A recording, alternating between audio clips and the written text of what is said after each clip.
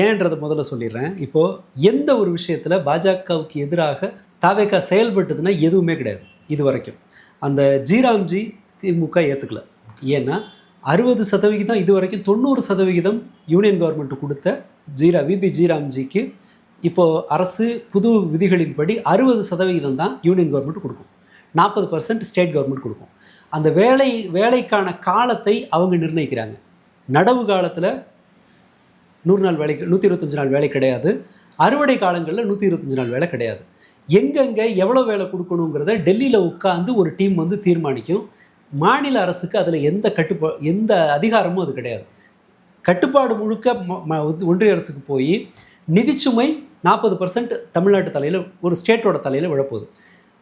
5000 கோடி ரூபா கூடுதல் செலவாக போகுது தமிழ்நாட்டுக்கு மட்டும். இந்த 5000 கோடி ரூபா கூடுதலை எங்கேருந்து இவங்க எடுப்பாங்க? வருமானம் போன வருஷத்தோட இந்த வருஷம் குறையுதுன்னு இவங்க கணக்காட்டுறாங்க. அப்போது இந்த ஸ்கீமை எந்த பிரச்சனையும் இல்லாமல் கையெழுத்து போட்டு ஒத்துக்கிறாங்க தாவேகா அரசு. ஒரு லெட்டர் எழுதி முடிச்சுக்கிறாங்க. மற்றவங்கள குறை சொன்னாங்க, லெட்டர் எழுதி முடிச்சுக்கிறாங்க. கேட்பார் இல்லை. அண்ட் மோர் ஓவர் அவங்க அதை பற்றி கவலைப்படல. பாஜகவை எதிர்க்கக்கூடாதுன்னு நான் மட்டும்தான் அதை செய்ய முடியும். ஜல்ஜீவன் மிஷன் தமிழ்நாட்டுக்கு 50% ஷேர் தமிழ்நாடு எடுத்துக்கணும். வீக்கான மாநிலங்கள், பொருளாதார ரீதியாக பின்தங்கிய மாநிலங்கள்னு சொல்லி நார்த் இந்தியன் ஸ்டேட்ஸுக்கு 90% யூனியன் கவர்மெண்ட் ஷேர், மெயின்டெனன்ஸு கம்ப்ளீட்டாக அவங்க கொடுப்பாங்க. அது தமிழ்நாட்டில் இங்கே வந்து இதில் ஒரு பிரச்சனை இருக்குது. ஜல்ஜீவன் மிஷனை அக்செப்ட் பண்ணுறாங்க. துணைவேந்தர் நியமனம், கவர்னருக்கு அதிகாரம் போகிற மாதிரியான கூடுதல் பிரதிநிதி, யூஜிசி பிரதிநிதி முன்னாடி தமிழ்நாடு ஏற்றுக்கல, இப்போ ஏற்றுக்கிட்டு இருக்காங்க. செஞ்சுருக்கிறது காங்கிரஸ் மினிஸ்டர். வேறு எங்கேயும் பாஜகவோடு பாஜகன்னு ஒரு வார்த்தையை சொல்கிறார் வன்னியரசு, பாஞ்சு வர்றார் சபாநாயகர் சொல்லாதீங்கன்னு. வன்னியரசு சாரின்றார். டிபேட்டில் இந்த மாதிரி அவர்கிட்ட முன்னாடி சொல்லியிருந்தீங்கன்னா சாரி அப்படி பேசக்கூடாதுன்னு சொன்னவன் அன்றைக்கே தொலைஞ்சிருப்பான் ஆர்குமெண்ட்டில். ஆனால் இவர் ஒத்துக்கிட்டு அமைதியாக போகிறார். எந்த ஒரு சின்ன இடத்தில் கூட பாஜகவுக்கு நெருடல் ஏற்படுத்துகிற மாதிரி அவர் நடக்கவே இல்லை.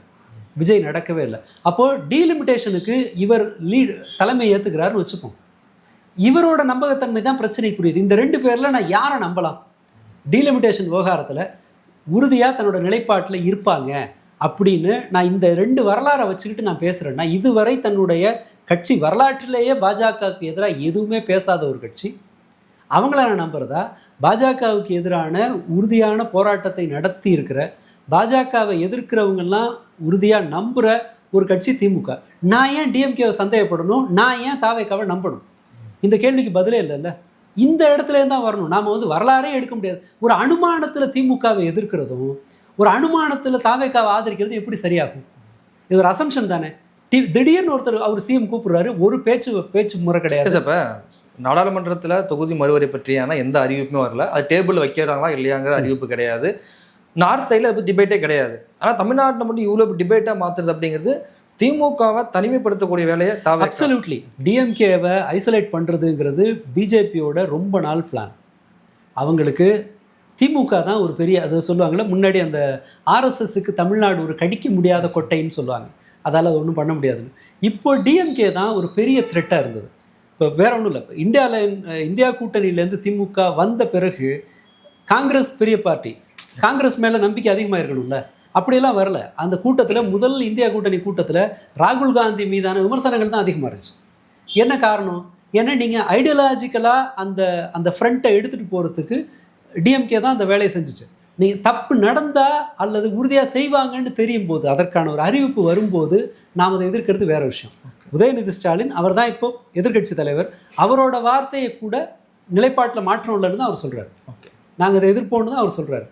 மற்றவர்கள் என்ன சொல்கிறாங்கன்னா, அந்த இது வரட்டும், நாங்கள் எங்களுடைய தமிழ்நாட்டினுடைய பிரதிநிதித்துவம் பாதிக்கப்படுற பட்சத்தில் உறுதியாக அதை எதிர்க்கும் அப்படின்னு தான் சொல்கிறாங்க. ஃபேர் டீலிமிட்டேஷன் தான் எங்களோட கோரிக்கைன்னு சொல்கிறாங்க. நம்ம அதை நோக்கின ஒரே ஒரு ஆதாரம் அவங்க, நான் போனால் என்ன தப்பு, இப்போ ஆராசா சொல்கிறாருன்னு வச்சுக்கோங்களேன், இப்போ பாஜகவோட இணக்கமாக இருந்தால் என்ன தப்பு அப்படின்னு ஒரு வார்த்தை கேட்டார்னா நம்ம அதை வச்சுட்டு டிபேட் பண்ணலாம். அந்த மாதிரி ஒரு சைனே இல்லாத போது, அண்டு திமுக ஒரு விஷயத்த சொல்கிறாங்க, காவேரி பிரச்சனை தான் இன்றைக்கி சீரியஸான இஷ்யூ. அதை வந்து இன்றைக்கி பட்டினி கிடக்கிறான் விவசாயி. அவன் இன்னைக்கு அவனுக்கு வேலை இல்லைன்னா அடுத்த மாதம் அவனுக்கு சாப்பாடு இருக்காது. இப்போ வரலைன்னா அவன் அடுத்த பருவம் பயிரிட முடியாது. தப்பி போச்சுன்னா அவங்களுக்கு வேறு வழி கிடையாது. இவ்வளவு நெருக்கடி இருக்குது. அரிசி விலை ஏறினா அது பெரிய கஷ்டம். இவ்வளவு பிரச்சனை இருக்கும்போது இதை பேசுங்கன்னு கேட்குறாங்க.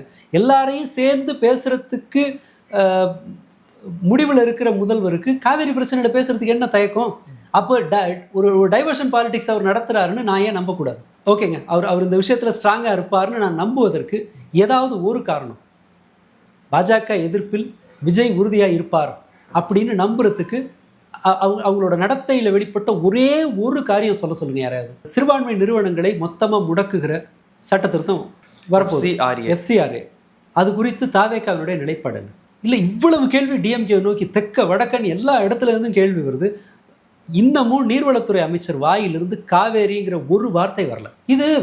இந்த கேள்வியை, இந்த கம்ஃபர்ட்டை, இந்த லக்ஸுரியை ஏன் மேலும் மேலும் தாவேக்காட்ட கொடுக்கணும்னு நான் கேட்குறேன். டிஎம்கேவை எதிர்க்கக்கூடாதுங்கிறது அல்ல. ஏன்னா கண்டனம், எதிர்ப்பு இதெல்லாம் தான் ஒரு கட்சியை நெறிப்படுத்தும். இப்போ 12 மணி நேரம் வேலை அப்படின்னு ஒரு மசோதா வந்துச்சு சட்டமன்றத்தில். என்ன பண்ணாங்க? அது ஆமாம், இது தொழிலாளர்களுக்கு விரோதமான நடவடிக்கை அப்படின்னு கூட இருந்த கம்யூனிஸ்டுங்க சொன்னாங்க. விசிகா சொன்னது. திமுகவை சப்போர்ட் பண்ணுற, இணையத்தில் சப்போர்ட் பண்ணுற பல பேர் சொன்னாங்க. எதிர்ப்பு அதிகமாச்சு, திமுக அரசு அதை பின்வாங்குச்சு. அந்த எதிர்ப்பு வரப்போய் தானே பின்வாங்குச்சு. அப்படி ஒரு எதிர்ப்பே இல்லாமல் இவருக்கு ஒரு கம்ஃபர்ட்டாக ஏதோ உப்பரிகையில் கொடுக்குற மாதிரி, பால்கனியில் உட்காந்து ரெஸ்ட் எடுக்க வைக்கிற மாதிரியான ஒரு அரசாங்கத்தை நம்ம விட்டுட்டு கேள்வியை முழுக்க திமுக சைடு கொண்டு போனால் அது அந்த போக்கு தான் நமக்கு இதாக இருக்குது. விமர்சிக்கக்கூடாதுங்கிறது அல்ல. அந்த ப்ரையாரிட்டியில் ஏன் விமர்சனங்கிறதோட ப்ரையாரிட்டியில் எப்போதும் ஏன் திமுக இருக்குது, எப்போதும் ஏன் கேஷுவல் லீவ் கொடுக்குறீங்க டிவிகேவுக்குங்கிறது தான் கேள்வி. அதை தான் ஏன் திமுக இது பண்ணுறீங்க, திமுக பதில் சொல்லக்கூடாதுன்னா ஏன் பதில் சொல்லிகிட்டே இருக்கணும்? அந்த லாஜிக்கு தான் நான் எடுத்து வைக்க விரும்புகிறேன். ஓகே சார், எவ்வளோ நேரம் நிகழ்வு கலந்து கொண்டு பல்வேறு கருத்துக்களை பயந்த மாதிரி நன்றி சார். நன்றி.